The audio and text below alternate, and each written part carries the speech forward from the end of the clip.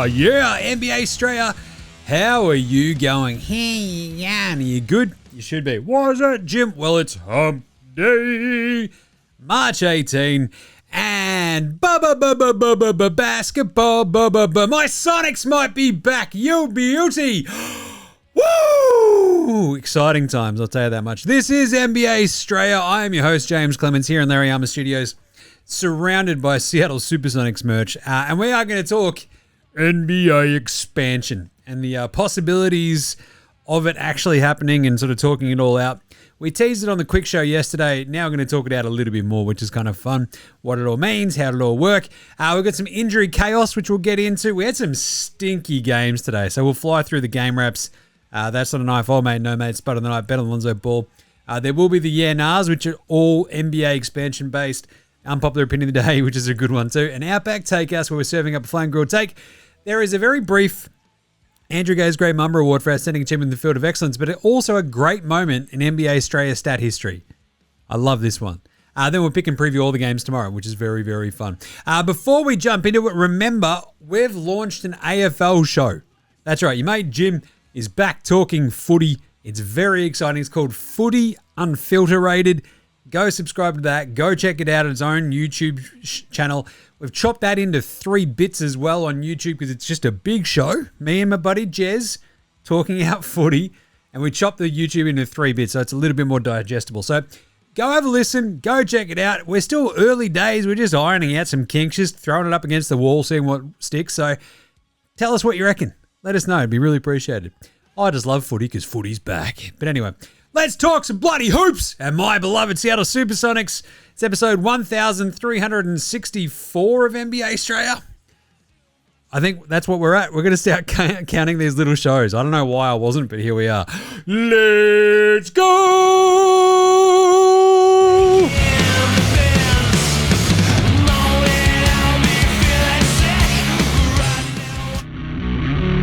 This is Josh Giddey. G'day, this is Andrew Gay. This is Jack White. This is Joe Ingles. This is Dyson Daniels. This is Chris Anstey. This is Matthew Delvedova. This is Shane Hill. You're listening to NBA Australia. And you're listening to NBA Australia. And you're listening to NBA Australia. You're listening to NBA Australia. And you're listening to NBA Australia. You're listening to NBA Australia. And you're listening and watching NBA Australia. This is NBA Australia. Let's do it. Watch out for the Shaq attack. Oh, you better. Well, you better watch out for always a reminder that Shaq is a bit of a legend. He's paying for the funeral and costs and all this sort of stuff for this poor girl who was, died after a fight over there where he's like basically, one of those sheriff deputy types. So good on you, Shaq. What a legend. Anyway, it's a bit of a downer. Hey, let's do the rest of the show. We'll start with the daily. There you go. Daily whip around. How was your St. Paddy's Day? I had a few bevs. It was very fun, actually. So I did the show yesterday, the quick show, chucked up the video, literally pressed publish and walked out the door. And I just assumed it all went up okay. It's like one of those 100% fingers crossed because I think I said it on Footy Unfilterated, though. It's kind of nice, I don't know. We've got a pub basically half a block away from the house. And it's not like an Irish pub or anything, and it's never really that bit crazy, extra busy or anything on St. Paddy's Day, which is perfect when you've got 2 very small, rambunctious lunatic kids. Like the squids are just, you can sit them down, give them a kid's Palmer, and they'll delete it. But in the interceding minutes, there will be fights, there will be stuff spilt, there will be cars, trucks, monster trucks, transformers, teddies, it just all goes everywhere. And I do love our pub because it's got a nice little, big garden out the back. You can sort of run around a little bit if you're a squid and just had a good time. And I talked this out as well, right? For the years that, I host the NFL show with my buddy Gaz. He's the singer in a Celtic punk band, right? So every year Ramshackle Army would play somewhere and, check them out.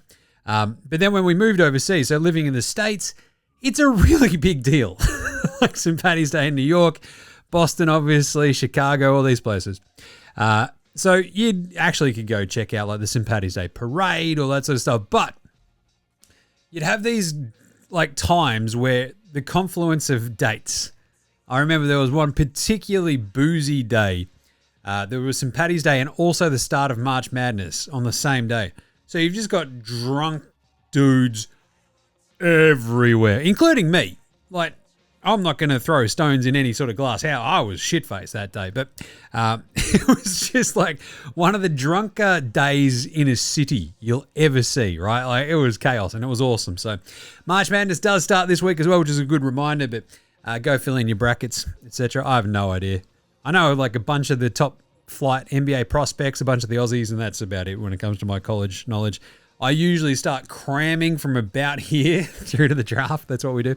But anyway, so all of these things that we did in New York for St. Paddy's Day, old mate and I would usually, if she was around, she usually was, she did a bit of, out there flying around doing lots of work and stuff. But sometimes we'd have a Brooklyn Nets game. Obviously, with our season tickets, we'd be there. I loved that they actually, on St. Paddy's Day, would then sell Guinness cans with the blokes who came around and brought you beers and stuff, and you like give them the money, and boom, you got a Guinness can. So you go to that. We'd come back to near our apartment, and there's a couple of Irish pubs right near where we lived. But the best one was literally around the corner from our apartment was this amazing old Irish bar called Dublin House. It's got the oldest operating neon sign in all of New York, which is amazing. And it was staffed by these two surly prick Irish bartenders who, like, it felt like an impingement upon their time if you were there asking to give them money for beer. They run a bar, by the way. Like, it was amazing. What are you here for? It's like, can I get a beer? Oh, what do you want that for then? Oh, I don't know, to drink. And I don't know. But anyway, we'd always end up at Dublin House at some point, and it was just chaos, as you can imagine. But the later you'd sort of get there, you better just go. They'd have these amazing tiny little 2-people booths because it's like this tiny little, hole in the wall bar. And old mate and I would sit there. I'd have a Guinness and a JMO. She'd probably usually have a Guinness as well at some point. Usually a JMO shot with me. And just, over the years, you sort of build out these traditions. We move home and now we've got the squids. And the tradition is I punch out like 2 quick pints over at the pub and get the hell home. And here we are. So yeah, usually the day after St. Paddy's Day, it's a little bit dusty in the olden days. And now it's just, I'm pretty fine. So anyway, hey, that was a long-winded way of saying today's game sucked. Other news, Josh Giddey went past Grant Hill on your all-time triple-double list as well. Mere days after going past Michael Jordan. Gids has now got 30, so he's gone past MJ on 28 and Grant Hill. Grant Hill drinks Sprite. Maybe Josh Giddey needs to drink more Sprite. What do we think about that? I think it's not a bad idea. Man, that's Grant Hill. Grant Hill drinks Sprite? Grant Hill drinks Sprite. There you go. Speaking of Sprite, that was weird that it all sort of worked out. So I don't know if you remember, but like Pepsi have been like the main beverage sponsor of the NBA for the last few years, which has meant Starry has been a thing. Remember how Sprite used to be a thing for like, the 3-point comp and all this stuff, and then they brought in Starry because that's Pepsi's attempt at doing Sprite, and everyone's like, what's Starry? This is stupid. So Sprite is coming back as the official soft drink of the NBA, which is kind of neat because Starry, WTF, man. What the hell was that? Gross. Sprite's fine. Grant Hill drinks Sprite. Injuries! Mwah, mwah, mwah. This sucks. Giannis is out for at least a week. And I don't know about you, but when he's got a hyperextension and bone bruise, he's going to be reevaluated in a week. I think he's done for the season, isn't he? I'm going to talk about that again later. It's a bit of a rough one. So he landed weirdly on it the other day, and then they sort of made the decision. They got it looked at, obviously. I never like bone bruise because that sometimes tends to lead into like, the sort of more, oh God, he's torn something, etc. The hyperextensions obviously look painful. It's dodging a tear. Happy days with that, but it's still not great. So Giannis out for at least a week. I'd say a lot more. Ant-Man, Anthony Edwards, it came out this morning. So this sucks for the NBA Supercoach because now I've got no Alpi Şengün or Ant-Man. Wop, wop, wop. Out for 1 to 2 weeks. He'll be reevaluated then. They got MRIs done for him. Inflammation in his knee. came from kind of nowhere. There's like this big thing with him and Obama hanging out. It's like, oh, that's good. Did he hurt his knee playing basketball with Obama? Oh, God. Anyway, so Ant-Man 1 to 2 weeks. This is horrible timing for the Wolves. Amazing timing for Julius Randle. Julius, he's going to go off his head for the next couple of weeks. Don't worry about that. But they're in an absolute dogfight to stay in the top 6 in the West. And I think what we'll do on Friday's show this week is sort of go through a bunch of these playoff seeding battles to come for the last month of the season, because we're literally into that stretch run where it's literally less than a month to go. So tough timing for the Wolves with Ant-Man. 1 to 2 weeks. If you just look at their schedule, it's going to be real bloody rough, because over the next little stretch, they have games against Utah. Fine. But that's tomorrow, and that's on a back-to-back. So it's not exactly a gimme. Then they've got Portland. Again, no gimme, but you're at home. You go to Boston, then you home again for Houston. Then Detroit, Dallas, Detroit again, Philly, Charlotte, Indy, Orlando, finishing with Houston and New Orleans. It's not exactly a murderer's row, but it's no way, shape, or form an easy run home for the Wolves. So they're going to need Randall and Ayo to ball out, because otherwise they could be in a lot of trouble. But they did get the win over Phoenix today, which was very, very handy for them. I'll tell you what, though, that's just horrible timing. Horrible timing. Maybe we'll have to get more jingles out there. Right, the other tough one was Cade Cunningham hurt his back diving for a ball, having some lower back spasms. It's one of those strange ones because they were playing Washington. And this might be just like an overabundance of caution kind of vibe where they're like, oh, God, Cade, if it's sore, just sit down, mate. Like, just take the day off. RDO. Like, you've played 5 minutes. Just go hang out, mate. Like, it should be apples. We'll be right. It's Washington. And they were right because they still, caved their heads in. But he sort of took a bit of a tumble. He copped a knee to the back and then the back spasms afterwards. Just not great, right? So Marcus Sass is like, yeah, next up, man, next up. We've been doing it all season. It's like, all right. Not ideal. I mean, again, this is another tough one for your NBA Supercoach because I've got him as well. Disaster areas for Jim Does Supercoach this week. And then the final 2 injuries as well. Memphis are just like, Q, meet rack. Scottie Pippen Jr. is done for the season, getting surgery on his big toe. And Santi Aldama is just going off to go get a bit of a knee procedure. I always love the phrase procedure because, again, I'm no medical doctor, but if you say knee procedure, I assume they're doing some sort of cutting. Right? Unless it's just a couple of shots. I don't know. It's a bit of a weird one. All the doctors out there, let me know what you reckon. Hey, some very brief game wraps because these games suck today. We had Miami get curb stomped by Charlotte. I talked this one out on NBA Coffee Run this morning on the video. I said on yesterday's show, right? Miami's defense has been fantastic. Charlotte's offense is great. This should be a really fun game. And then I reckon we published the show later that night. They ruled Bam out. And you're like, okay, so it's Tyler Hero versus LaMelo Ball. LaMelo won it pretty convincingly. He was fantastic. 36-13. Not bad, good size. And Miami, woo-wee.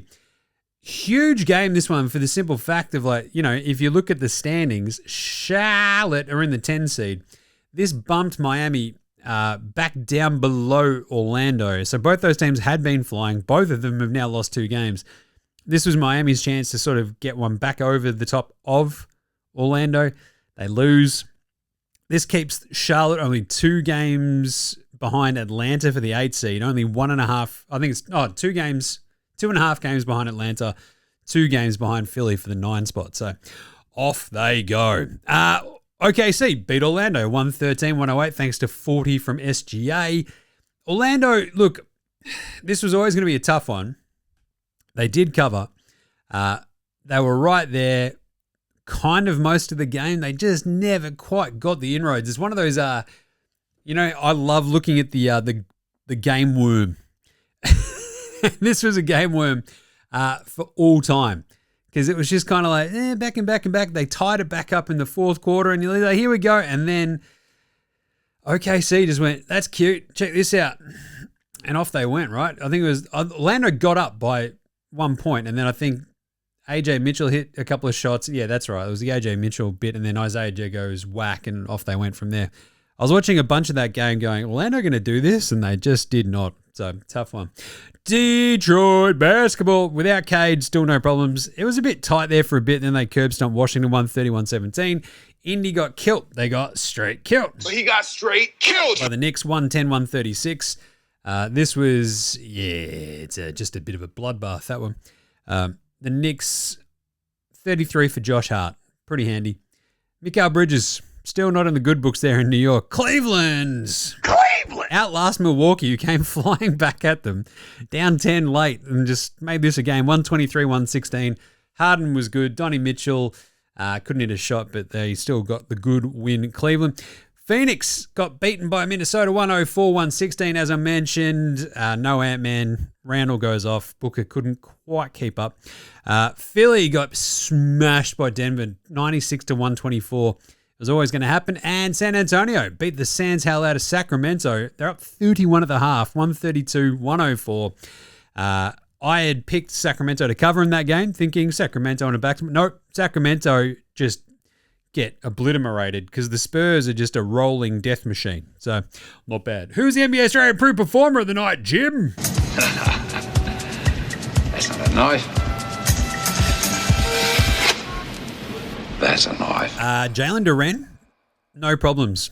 He had this little bit of a Bam Adebayo moment. He had 36-12 with the block against the Wiz in Cade's absence. Absolutely crushed it. Good on you. Devin Booker had the 34-6-3 in the losing effort. 32 for Randall. LaMelo's 30-point, 13 assist, 6 rebound game was very, very good as well.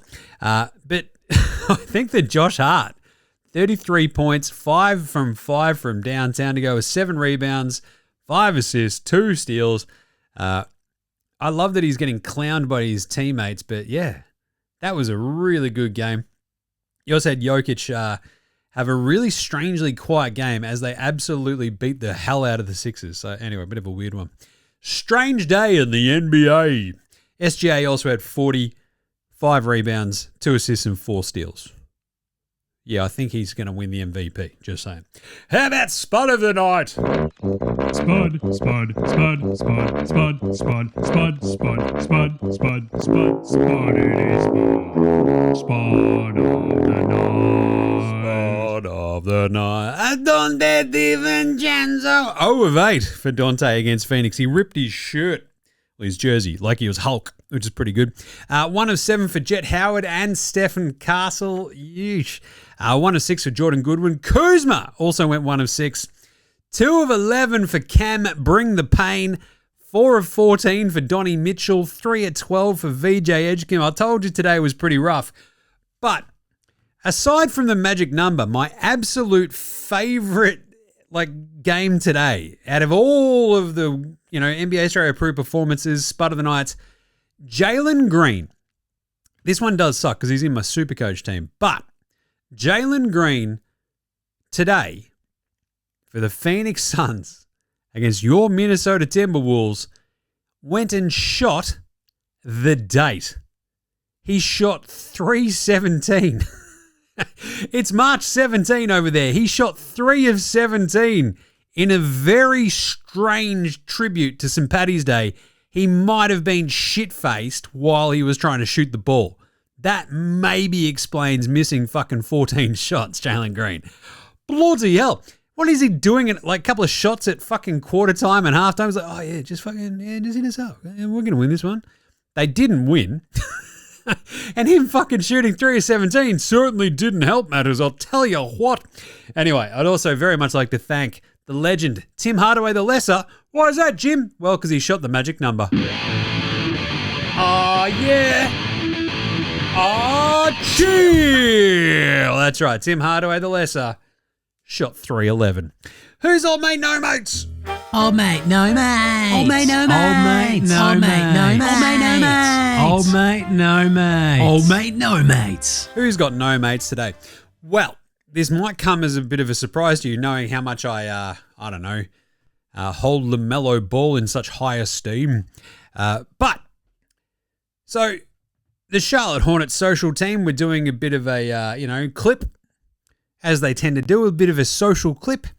They had a cup full of shamrocks. And they're like, guess how many, they're asking all the players, guess how many shamrocks are in this cup? And a couple of them are, and you're like, yeah, cool.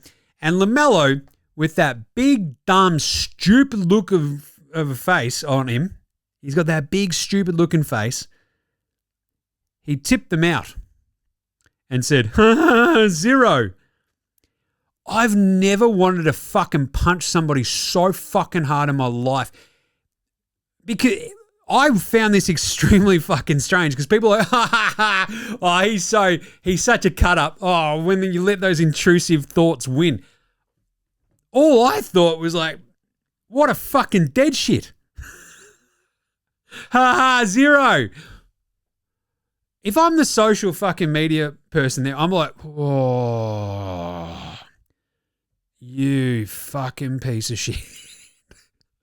I would have been the Arthur meme, like my fist just clenched by my side.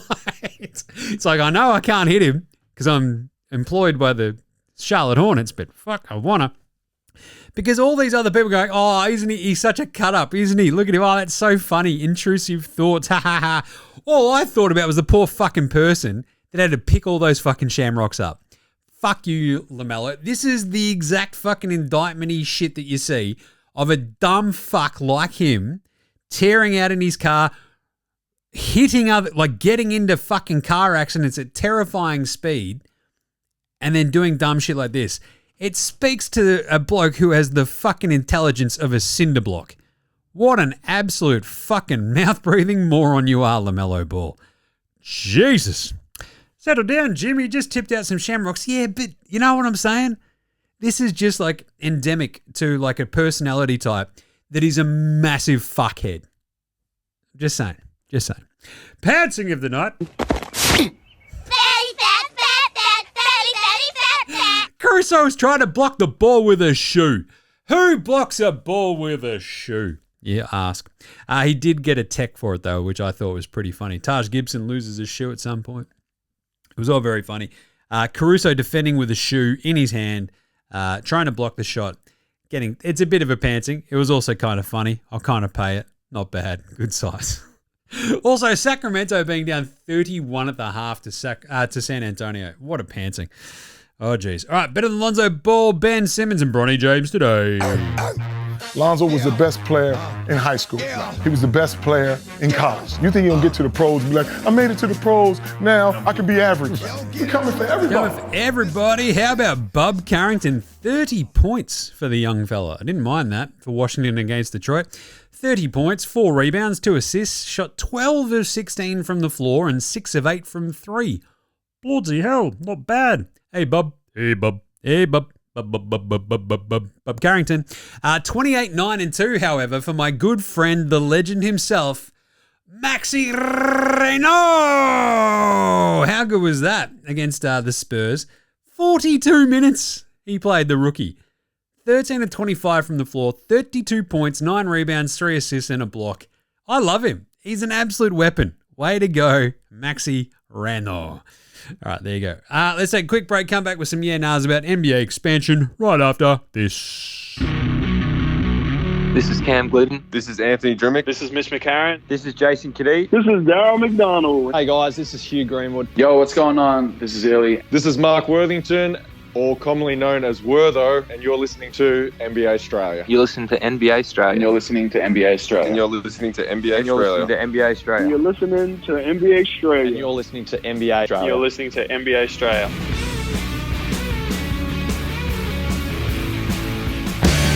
All right, let's do some yeah-nahs brought to you by you. That's right. You can shout us a coffee, shout us a beer. Help keep the pirate ship afloat. buymeacoffee.com/NBA Australia. That also means that you join the Dead Set Legends Club, which means you get exclusive stuff each month as well, which is very cool. So go check it out. buymeacoffee.com/NBA Australia. I'm going to start, the power rankings are going to go up there each week as well with some words. Just need to, get the schedule completely correct. So, but we'll also have a new Dead Set Legends Club episode going up towards, in the next week and a bit, Working on it right now. Good times. And if you've got any ideas that you want me to do the Dead Set Legends Club episodes around, basically just an idea that you want me to hear talked out. I'll just talk it out. That's what I'll do. That's what I do on the Dead Set Legends Club. It's very fun. I had so much fun doing the teams as bands that I'm just like, I don't know if I can top that. It's so good. But you can go listen to that if you join the Dead Set Legends Club. So just buymeacoffee.com/NBA Australia. Right. NBA expansion.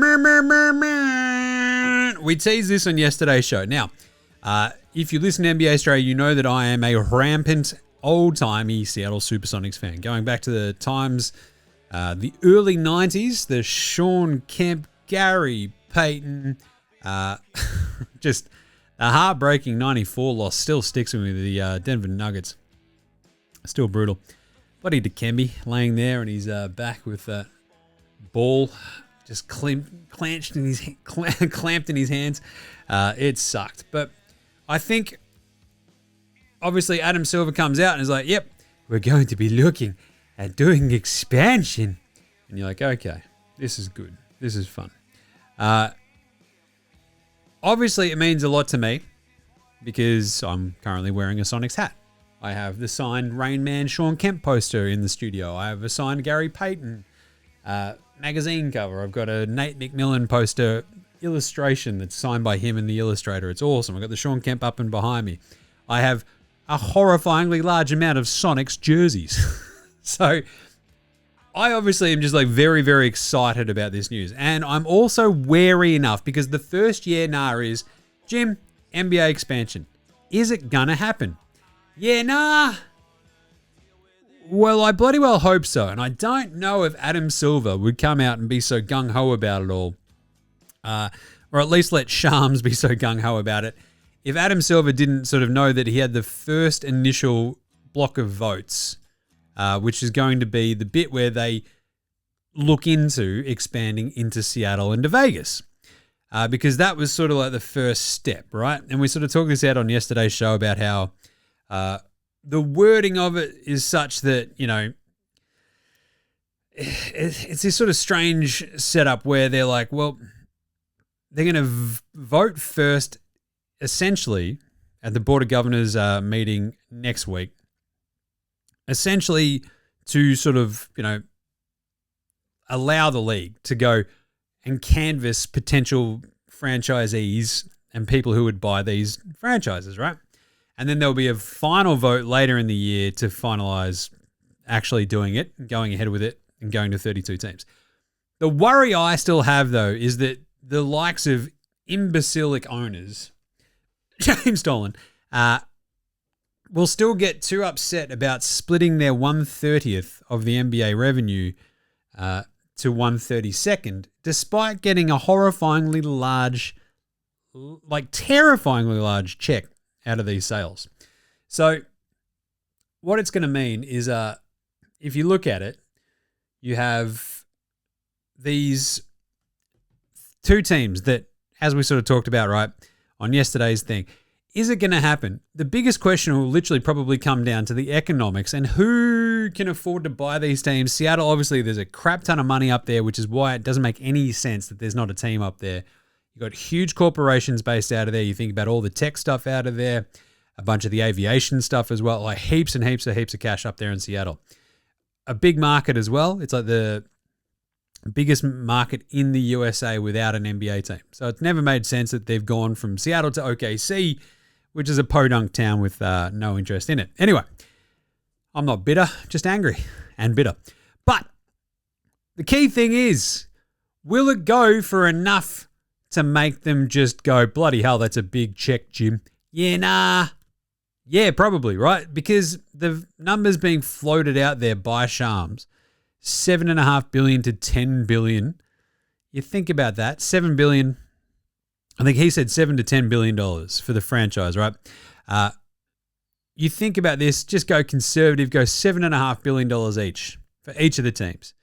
The ownership groups come in, they buy these teams, boom, there's $15 billion that the team owners, the existing 30 owners, then just split.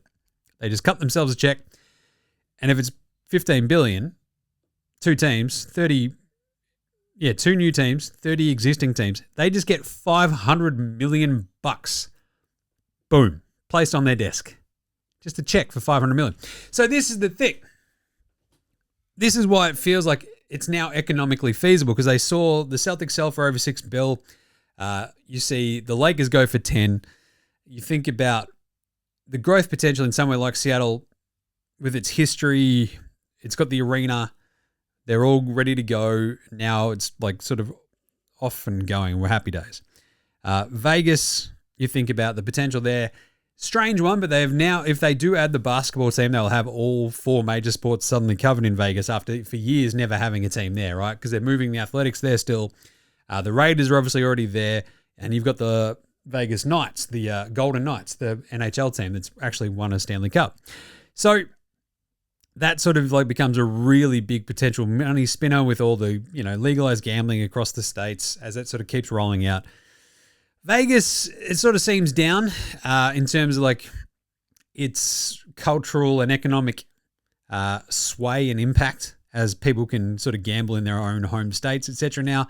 And there's also, the lack of tourism there just because it sort of seems like there's a lot of just price gouging going on for some of these casinos and people complain about that. But I don't know, it still seems like it's going to be like having all four sports seems like a no-brainer. So for the existing owners just to get $500 million slapped in front of them to assuage the pain of suddenly having, instead of a 3.33% share of league revenue to 3.13%. Come on, man.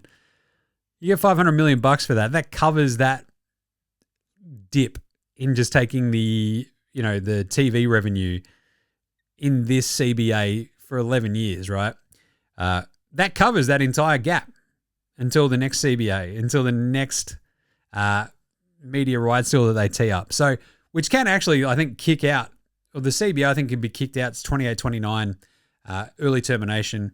And the next media rights deal, like between Amazon, ABC, ESPN, NBC, etc. Like there's probably not going to be less bidders next time around, is what I'm saying. So this is like a huge chunk of change, $500 million, which is more than a lot of these other owners already paid for their existing teams in the olden days. And boom, you got two new teams. So I feel like the money is now big enough that it's maybe just going to happen. That's where I'm at. I hate getting my hopes up as well, but here we are.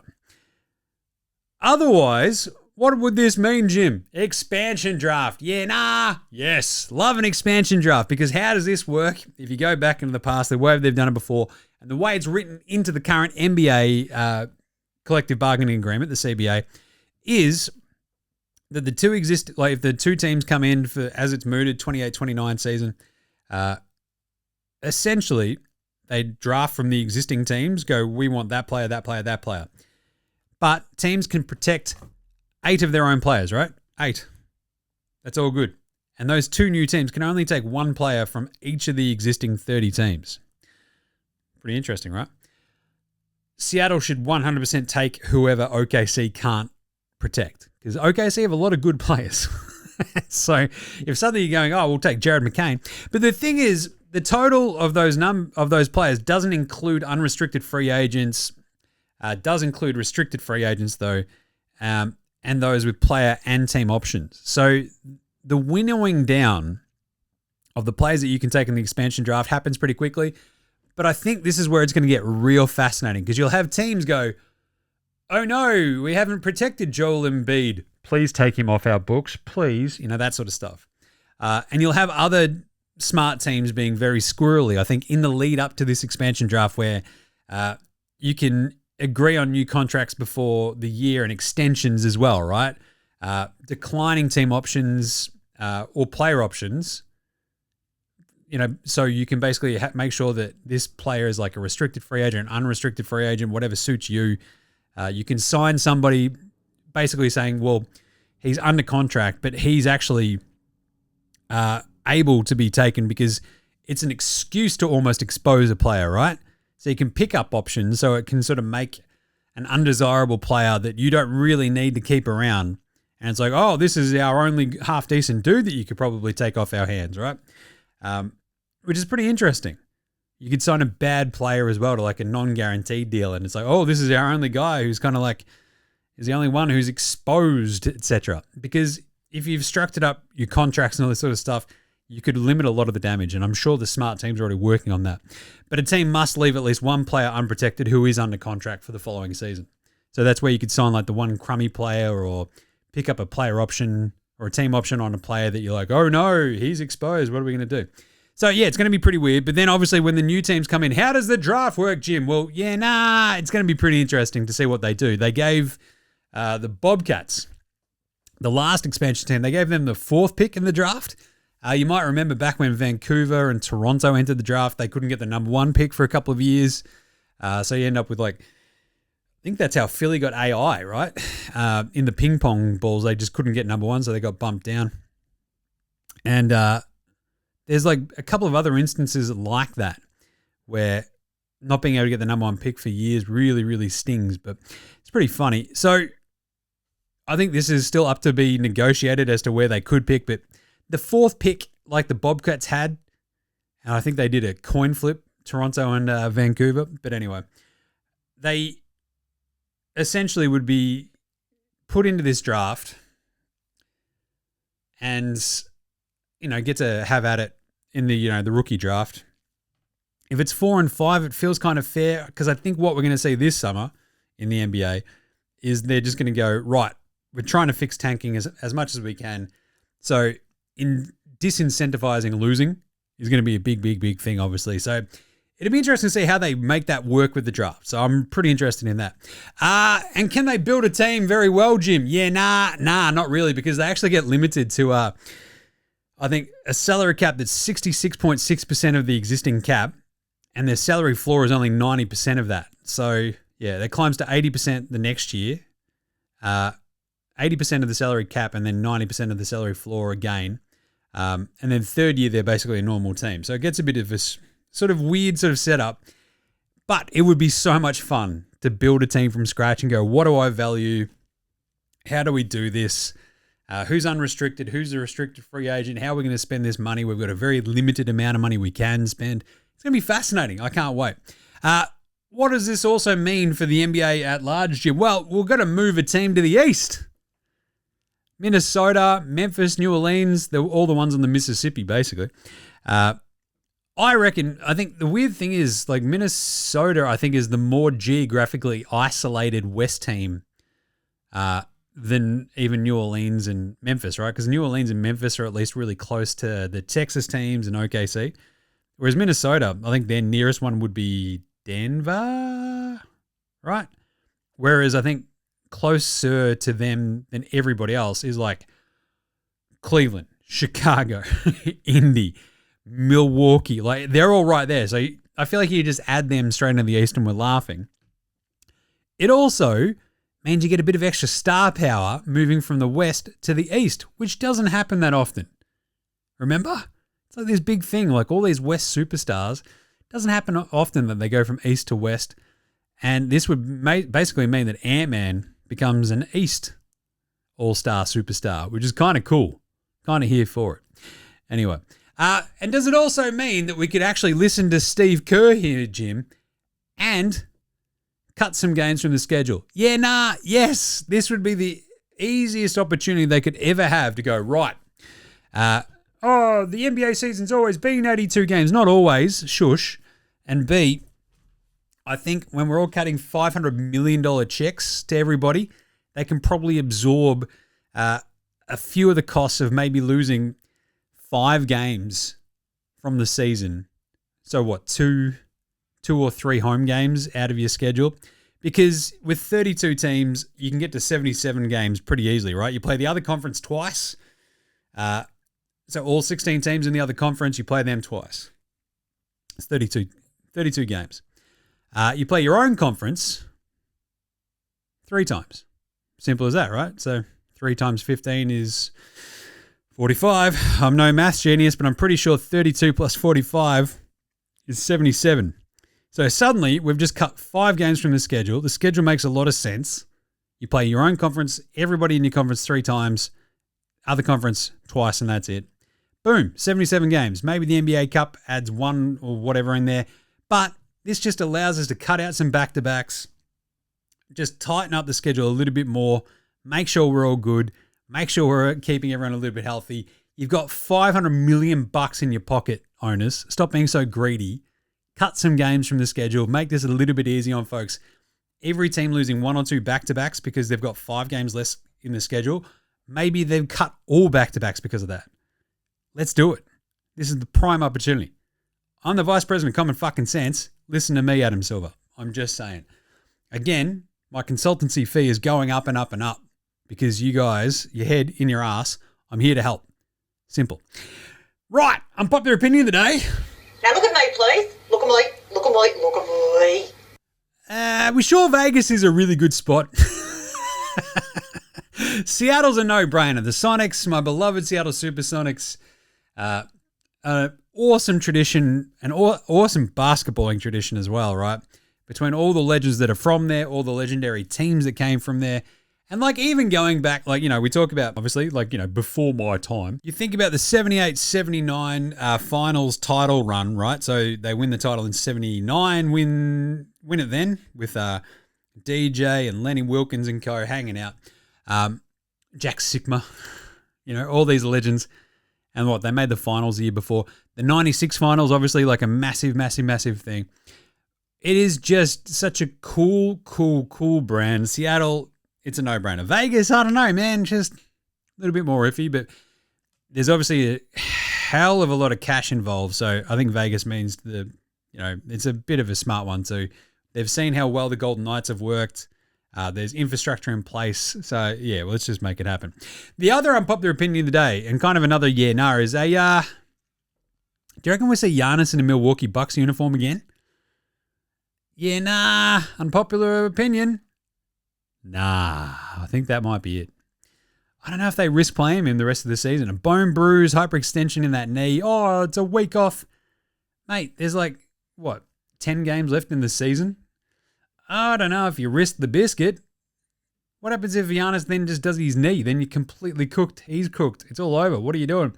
The Bucks are at currently 68 games, so they've got 14 games left on the schedule. Don't risk him. Anyway, bit of Outback Takehouse. What name should we come up with for the Vegas team, Jim? It's hump day at Outback, and you know what that means. Oh, yeah, we've gone into the Outback, taken down a couple of those feral camels, sliced off the hump, boom, stuffed them full of delicious, delicious other things like a couple of echidnas, some, I don't know, bloody witchetty grubs. What else? Some coriander, some mince, chuck her in the oven, bung her in there, 24 hours, just slow roast. It comes out. Rubbery as hell, but it is a hump day special and it's only at Outback. And today's Flame Grill take is Adam Silver should punish the Clippers by only expanding with one team and making Steve Ballmer move the Clippers to Seattle. Just saying. But the other one is the NBA should go all in with the Vegas name, like the DraftKings Las Vegas loaded dice gamblers. The Las Vegas gamblers, the Las Vegas same game multis. The Las Vegas lines, the Las Vegas over-unders, the Las Vegas props, the Las Vegas Terry Rosés, the Las Vegas degenerates. Hey, not bad. How about the Las Vegas sinners? I'm just saying that's kind of cool as fuck. It's Sin City, baby. Lean into it. The Las Vegas sinners. Oh, that's fucking fire. Right, Australian Player Watch for today. We only had a couple of the Aussies in action with Josh Greeny Grin playing 14 minutes for the Hornets against your Miami Heat. He went 0 of 1 from 3. That was the only shot he took. 0 points, 2 rebounds, 1 turnover, and 1 steal. No Tyrese Proctor. He's not dressed at the moment. They got a full complement, I think, there. Cleveland as well. He's out with a quad injury, anywho. And then that was about it. No one else actually got out there, I reckon, because there was no Bulls, no Atlanta game. No Portland, and here we are. So, that's right. We had Minnesota, but neither Jingles or Rocco played against Phoenix. Did not play coach's decision, so yeah. Tough sheens. All right, very quick. What is it? Andrew Gay's Great Mamba Award for Outstanding Achievement in the Field of Excellence. It's the first annual Andrew Gay's Great Mamba. Outstanding achievement here. The Field of Excellence. All right, how about Russell Westbrook? Absolutely carving it up and moving into 5th all-time for assists in the NBA. He goes past Steve Nash. So 10,343 to Nash's 10,335. So the only people ahead of Rusty are Brown James with 11,909, Jason Kidd with 12,091, Chris Paul with 12,552, and of course, a really untouchable record for John Stockton at 15,806. Now, I'm not saying a lot of those were Utah scorers home cooking, but I'm also not saying that. Not saying that. Yeah. It's a pretty good one. Anyway, what about a great moment in NBA Australia stat history? Oh, that's a good one, isn't it? It's been a little while since we did one of these, and I just I missed the date the other day, and I've been upset about it ever since because this was one of the great times. Great moments in NBA Straya stat history. The Dateline 2020, just before COVID, and Aaron Baines shuts down the NBA. There you go, bangers. Do you remember this game where he set the record for an Aussie scoring points in the NBA? It was later broken by Box Hill Benny, but Aaron Bangers Baines in that game against Portland back in 2020, March 6, 2020. Adam Silver shuts down the league a couple of days later because he's like, I've seen enough. He's too scary. I can't have Aaron Baines being the face of the NBA. Adam Silver just hates Australians. But Bangers in that game against the Portland Trailblazers absolutely goes off his head. Playing next to Mikal Bridges, Devin Booker, Dario the Homie Saric, Ricky Rubio, up against, and a young Ty Jerome. No DeAndre Ayton in this game. No Cam Johnson in the one either. Up against the Trailblazers with Hassan Whiteside, CJ McCollum, Dame Lillard, Trevor Ariza, and Carmelo Anthony. Remember the Melo Trailblazer year? What a world. And Super Mario Hazonia. Hell yes. Super Mario. Love that. So, Aaron Baines then went off and shot 12 of 23 from the floor, 9 of 14 from 3. Jesus. Still, I think the equal record for threes made by an Aussie in a game. 4 of 4 at the line. 16 rebounds, 1 assist, 1 steal, 2 blocks, and a then NBA Aussie record 37 points. The cement truck, disguised as a human, goes absolutely off his head. 37 and 16. Bang! What a great moment in NBA Australia stat history. Remarkable gear, wasn't it?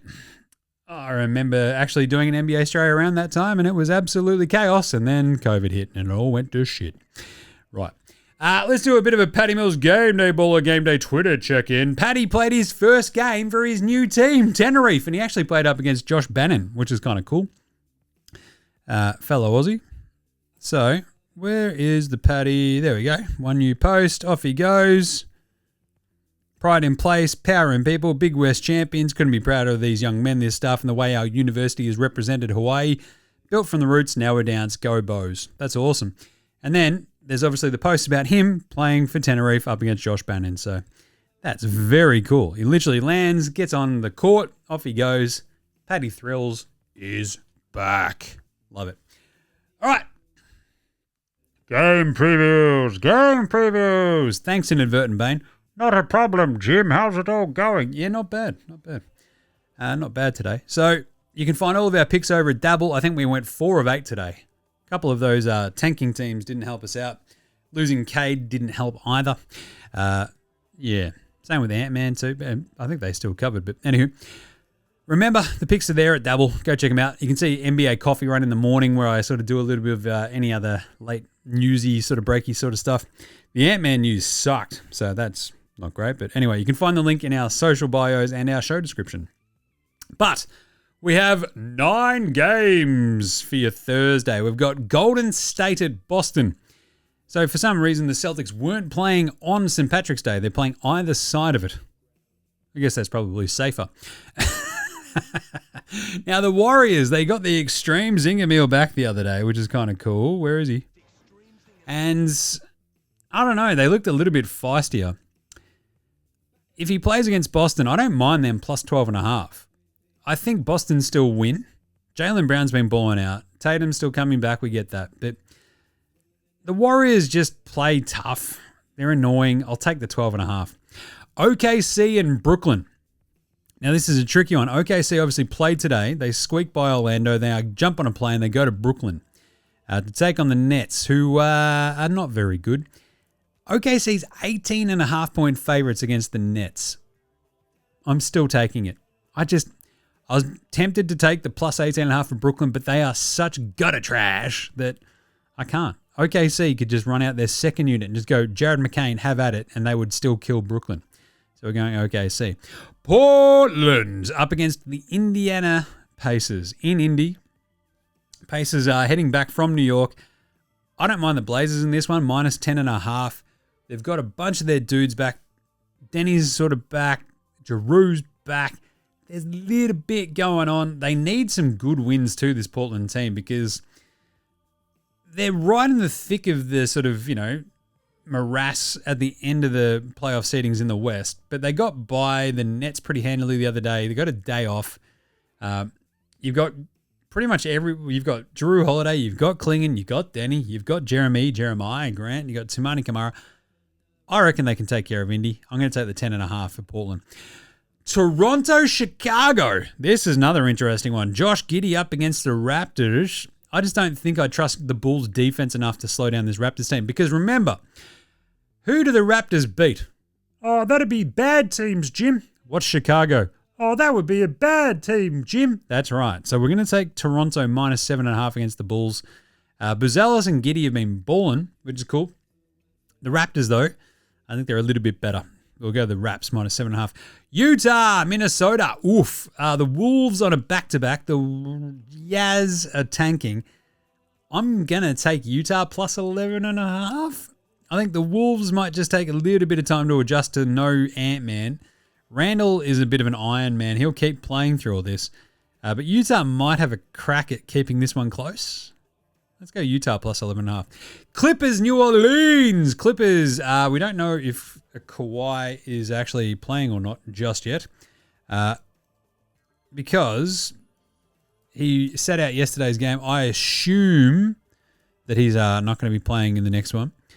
He's questionable, apparently. So Benedict Matherin's been ruled out for the entire road trip. My Supercoach team is an absolute shambles. Ah, God. Dealing with an injury to the big toe in his right foot. You got to be kidding me. That sucks. Anyway, we're going to go the Pals minus 1.5 in that game. Clippers don't have Benny Mathurin or Kawhi possibly. Let's go Pals. Atlanta, Dallas. Interesting game. Atlanta obviously flying, right?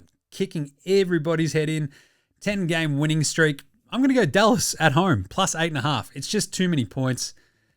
With Cooper Flagg and Najee Marshall balling, I think they'll keep it close with Atlanta. Atlanta might still win this and win their 11th straight, but I think the Mavs will make them work for it. Denver, Memphis. We saw the Nugs have a bit of a, easy win over the top of Philly today. They then jump on a plane, go to Memphis.